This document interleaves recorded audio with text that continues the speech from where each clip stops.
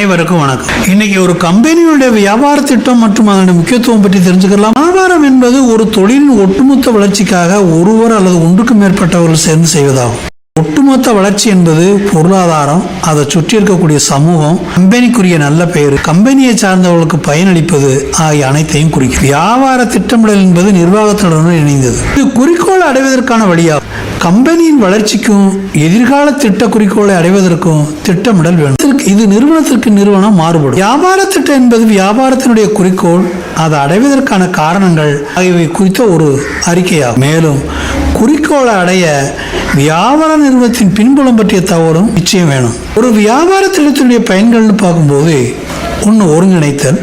வியாபார திட்டம் தயாரிக்கும் போது எண்ணங்கள் தெளிவுபடுது. வெற்றிகரமாக வியாபாரத்தை செய்வதற்கு வழிகாட்டு புரிதலை உண்டாக்குது. நன்கு தயாரிக்கப்பட்ட ஒரு திட்டம் நல்ல ஆரம்பத்தையும் செயல்பாடுகளுக்கு ஏற்ற காலத்தையும் மற்றும் திட்டத்திலிருந்து தடமாறாமல் செல்லவும் உதவும். ஒரு நல்ல வியாபார திட்டம் என்பது தொழிலுக்கான முதலீடு எவ்வளவு, அதை எப்படி எங்கிருந்து பெறலாம் என்பதையும், வாங்கிய கடனை கட்டக்கூடிய வழிமுறைகளையும் மற்றும் எப்படி லாபம் சம்பாதிப்பது என்பதையும் கொண்டதாகும். நாம் திட்டமிட்டபடி நடக்காத பட்சத்தில் எவ்வாறு வேறு வழிமுறைகளை கையாள்வது, மாற்றி தயார்படுத்திக் கொள்வது என்பதை பற்றியதாகும்.